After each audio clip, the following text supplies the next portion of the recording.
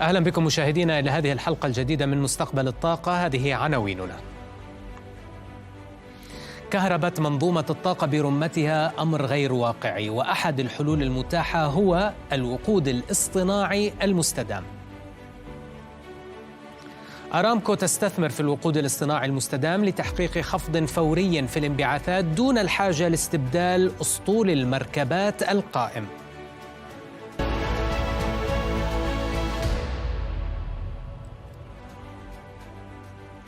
هناك إدراك متزايد بأن إزالة الكربون من منظومة الطاقة العالمية لا يمكن أن تعتمد على كهربة المنظومة بأكملها فحسب، لا سيما عندما يتعلق الأمر بكهربة قطاع النقل البري، خصوصاً في البلدان التي لا تزال تعتمد بنسب كبيرة على إنتاج الكهرباء من الوقود الأحفوري. إذن ما هي الحلول الأخرى؟ إحدى الحلول الواعدة هي الوقود الاصطناعي المستدام أو ما يعرف باسم الإي-فيول. هذا النوع من الوقود ذو الحياد الكربوني قادر على أن يستبدل بشكل مباشر الوقود الأحفوري التقليدي أو أن يمزج معه في نفس محركات الاحتراق الداخلي الحالية من دون أي تعديلات فيها. كما يمكن استخدامه في بعض القطاعات التي يصعب خفض الانبعاثات فيها مثل الطيران والشحن البحري. لكن ما هو الوقود الاصطناعي المستدام وكيف ينتج؟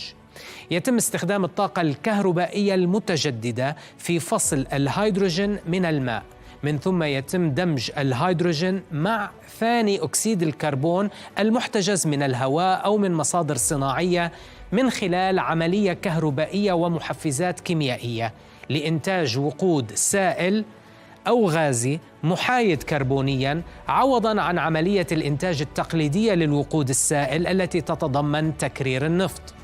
ويمكن للوقود الاصطناعي المستدام أن يقلص الفارق الكربوني ما بين السيارات الكهربائية والسيارات التقليدية، حيث يمكن للإي-فيولز أن تساعد في خفض البصمة الكربونية لنحو 90% من أسطول المركبات القائم اليوم، بدلاً من خفضها من خلال مبيعات السيارات الكهربائية التي تشكل أقل من 15% من إجمالي مبيعات السيارات سنوياً. يتميز الوقود الأحفوري أيضاً بكونه وسيلة لتخزين ونقل الطاقة المتجددة على شكل جزيئات، ما يسمح لهذه الطاقة بالوصول إلى الأسواق من دون الاضطرار إلى نقل هذه الطاقة كهربائياً. وهذا قد يكون مفيداً خصوصاً لبعض الدول التي تتركز فيها مصادر الطاقة المتجددة في مواقع بعيدة أو نائية، ما يعني بأن الوقود الاصطناعي المستدام مؤهل لأن يكون حلاً مكملاً وليس منافساً لعملية التحول الكهربائي. مشكلة الإي-فيولز هي تكلفتها المرتفعة التي تتجاوز أضعاف تكلفة الوقود المكرر من النفط الخام، حيث أن كلفته المرتفعة مرتبطة بجميع مراحل إنتاجه، من احتجاز الكربون إلى إنتاج الهيدروجين الأخضر، وفي مرحلة ضغطه ونقله، وأخيراً في عملية دمجه مع ثاني أكسيد الكربون. كل هذه المراحل المتتالية يعتريها تسرب للطاقة وعدم كفاءة، حيث أن العملية برمتها ما زالت ضعيفة من حيث الكفاءة. لكن الأمر المبشر هو أن الوقود الاصطناعي المستدام قد تم اختباره والتأكد من قدرته على تحقيق أداء موثوق مماثل لأداء الوقود التقليدي في عدة تطبيقات، وتنصب الآن الجهود على تحسين اقتصاديات الحجم في إنتاجه مستقبلاً. وفي هذا الصدد تعمل أرامكو السعودية على توسيع أعمالها البحثية ومشاريعها التجريبية في مجال الوقود الاصطناعي المستدام، حيث أكدت دراسة بحثية عملت عليها أرامكو مع شركة ستيلانتس المصنعة لعلامات السيارات فيات وكرايزلر بأن نوعية الوقود الاصطناعي الذي تعمل على تطويره أرامكو متوافق مع محركات سيارات ستيلانتس في أوروبا، بل ومتوافق مع محركات نحو 28 مليون سيارة على الطرقات اليوم في أوروبا، مما قد يقلل انبعاثات مئات ملايين الأطنان من الانبعاثات. ومن أبرز أعمال أرامكو في مجال الوقود الاصطناعي اتفاقية مع إينوا لتطوير مصنع تجريبي لإنتاج البنزين الاصطناعي من الهيدروجين الأخضر وثاني أكسيد الكربون في مدينة نيوم، إلى جانب شراكة أخرى مع شركة النفط الإسبانية ريبسول لبناء مصنع لإنتاج وقود الديزل الاصطناعي المستدام من الهيدروجين الأخضر في ميناء مدينة بلباو.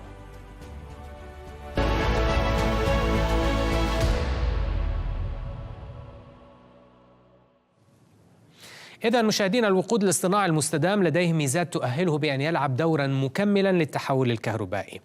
لكن ما هي هذه الخصائص وما هي التطبيقات اللي يمكن استخدام هذا النوع من الوقود فيها؟ هذه الأسئلة طرحتها على المديرة التنفيذية لشركة هيف جلوبال، وهي إحدى الشركات الرائدة عالميا في مجال إنتاج الوقود الاصطناعي المستدام، وتقوم الشركة بتشغيل وإنتاج هذا الوقود من مرفقها في تشيلي منذ أكثر من سنتين. وقد بدأت بسؤالها أولاً عن كيفية عملية الإنتاج. So Nasser, your introduction was a very good summary of e-fuels.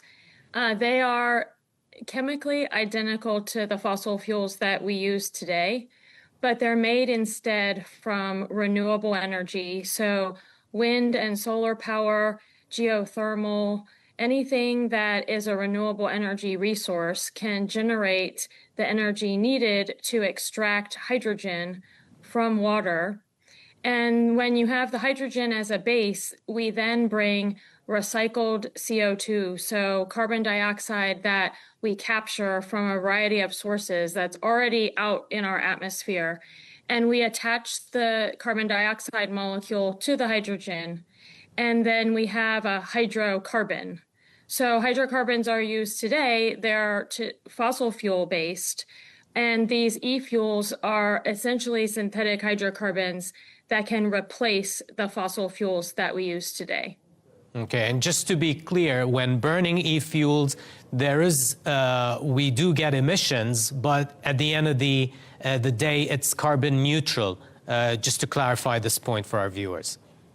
That's exactly right. And so it's basically a massive carbon recycling system so that we can reuse the CO2 that's already out here in our atmosphere. We have a huge asset, if you want to think of it that way, of carbon dioxide already here. So we can capture it directly from the air.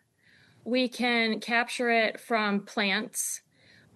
Or we can capture it from other places that are emitting CO2, and instead of leaving it in the atmosphere, reuse it, a second, third, and fourth time. And so on a life cycle emission basis, the total emission is carbon neutral, or we talk about CO2 emissions in terms of grams of CO2 emitted per megajoule of energy. And so for e-fuels, that gram of CO2 can be 0 or even sometimes negative.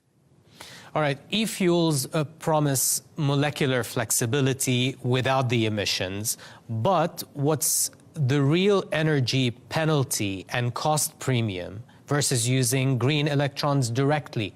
And where does the molecule approach, Meg, genuinely make more sense than electrification?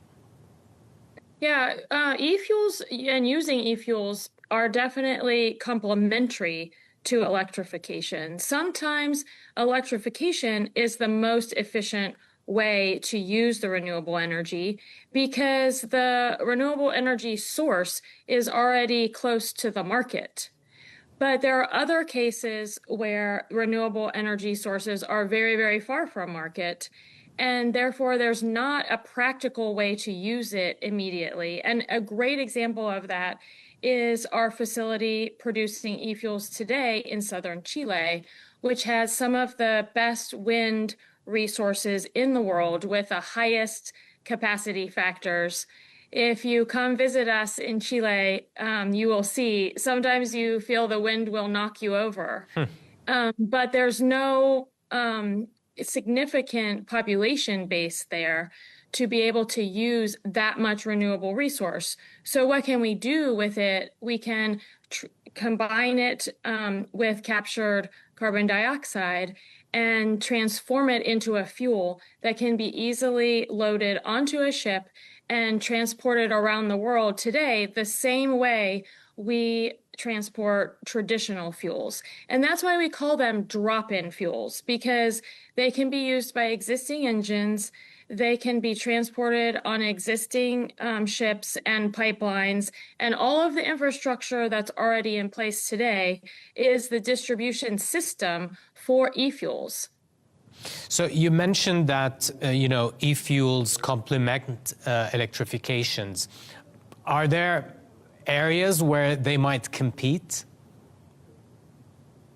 They certainly compete in the sense that we can deliver e-fuels into the same markets where we have electrification, but they're still, in that case, complementary, where they're bringing fuels in addition to the electrification.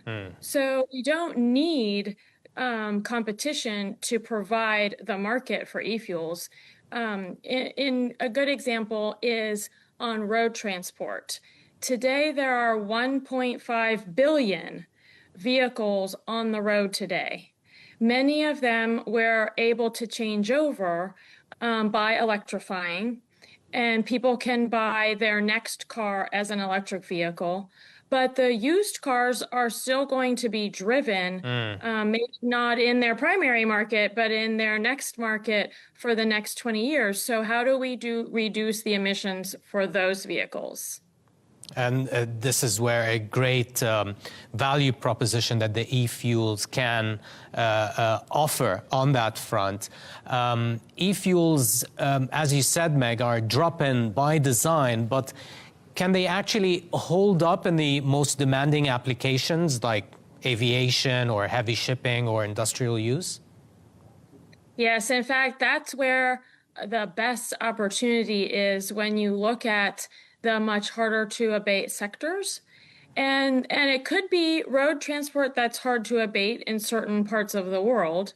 But aviation and shipping are definitely more challenging to deliver electrification. And so those engines already are consuming fuels today. And they're using the distribution systems for those fuels. So it's very easy to bring e-fuels, and jet fuel is basically kerosene, and we can make kerosene that is an e-fuel. And so we can then blend that e-kerosene or e-SAF or e-jet, all different names for the same thing. We can blend that with existing jet fuel that's used today. So you could have 5% e-fuel or 25% or up to 100%. And that enables us to bring the fuel into the market and just blend it into the existing systems. نتوقف مع فاصل قصير نتابع من بعده في مستقبل الطاقة. ما هي إمكانات السعودية والمنطقة في مجال الوقود الاصطناعي المستدام؟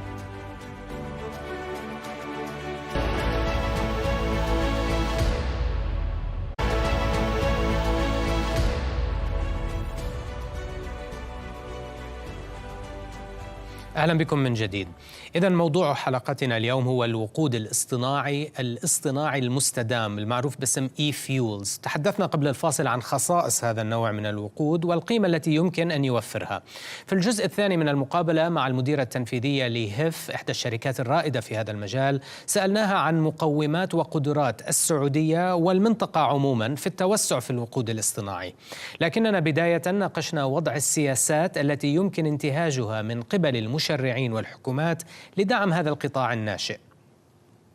Well, let's start with some things that are immediate term, I would say.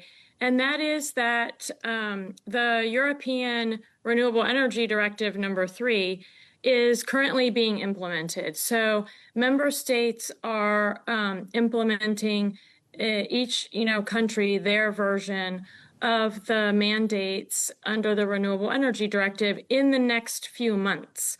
And this will add a priority to electrification.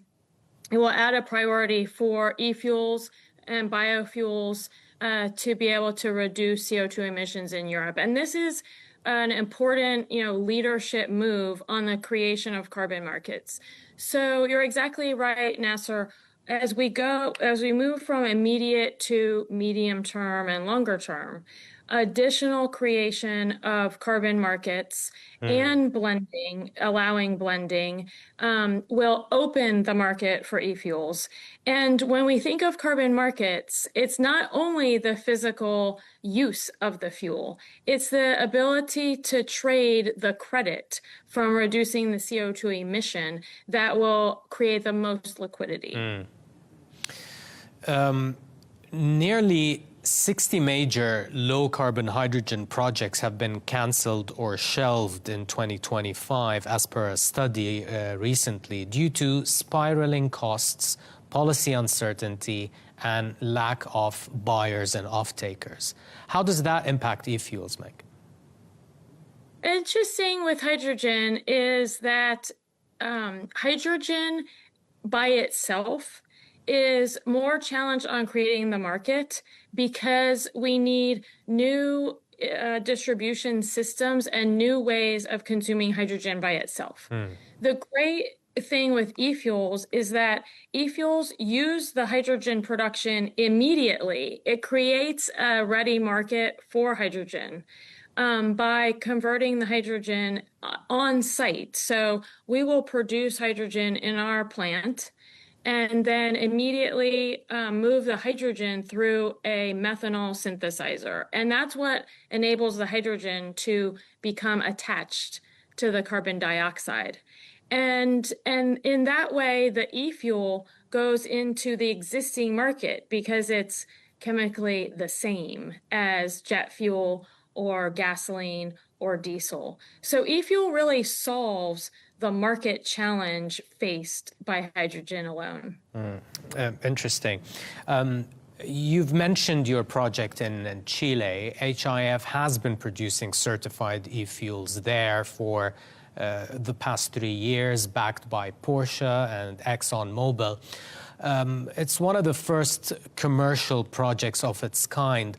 Where does the commercial demand curve go from here? How do you see it developing?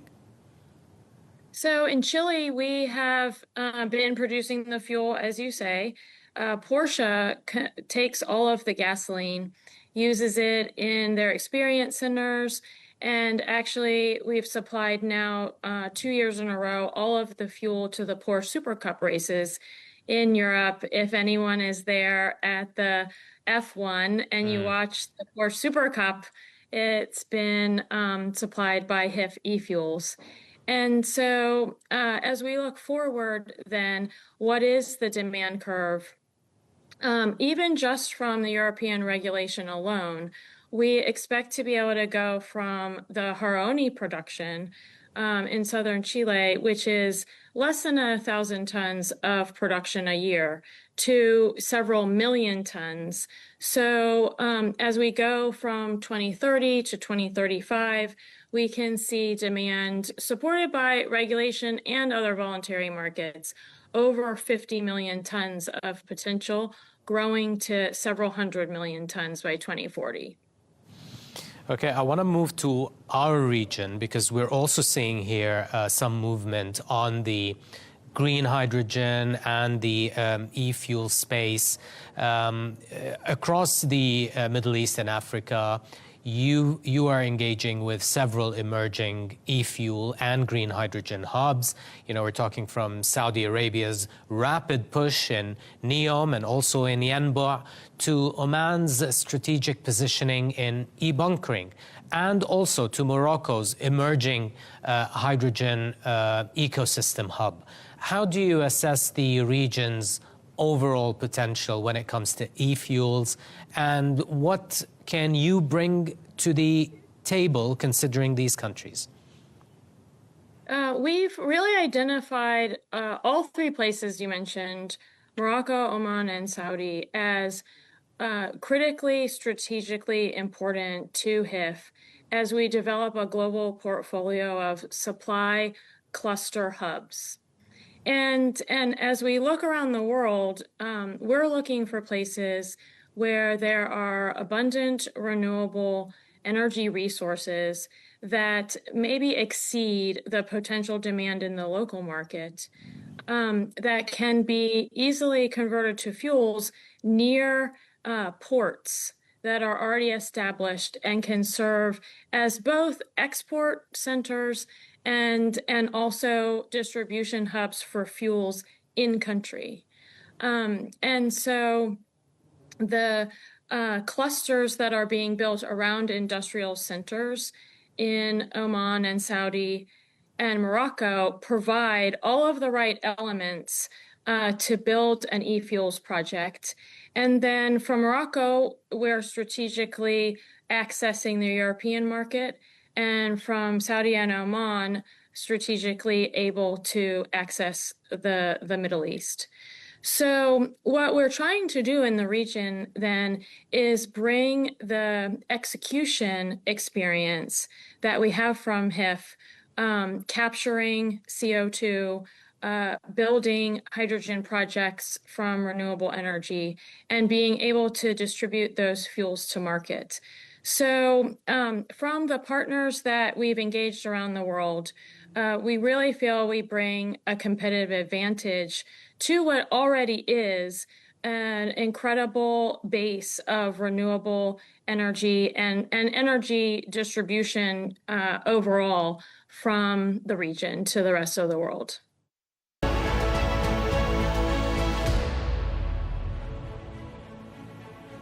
قبل أن ننهي الحلقة مشاهدينا سأترككم مع مقطع قصير لوزير الطاقة السعودي الأمير عبد العزيز بن سلمان خلال جلسة حوارية في الكويت أجراها هذا الأسبوع. المقطع يتناول مصطلح لا لا لاند، وهو عنوان فيلم سينمائي أمريكي ويعني أرض الأحلام، وهو المصطلح الذي أشهره سمو الوزير عندما أطلقه على سيناريو صافي صفر الصادر عن وكالة الطاقة الدولية قبل نحو 4 سنوات، عندما كان هذا السيناريو يتبناه العالم. اليوم بات واضحاً للجميع ما حذر منه الوزير آنذاك، عدم جدية هذا السيناريو وعدم ارتباطه بالواقع. أترككم مع هذا المقطع لسمو الوزير عندما سئل عن هذا الموضوع وكيف جاء رده طريفاً ولاذعاً في الوقت ذاته. إلى اللقاء. Maybe everybody in this room doesn't know, but in addition to your expertise on policy and energy markets, you're also an expert on motion pictures. And at one point, one of your favorite movies was a movie called La La Land. Which I haven't seen, by the way. What? My children told me about it, so I borrowed from their vision of the movie that it fits that net zero scenario. And why don't you say what you applied La La Land to, and do you still think we're And by the way, I didn't, there are two things about La La Land, the movie, and the net zero scenario. I didn't read the net zero scenario, and I didn't watch the movie. So...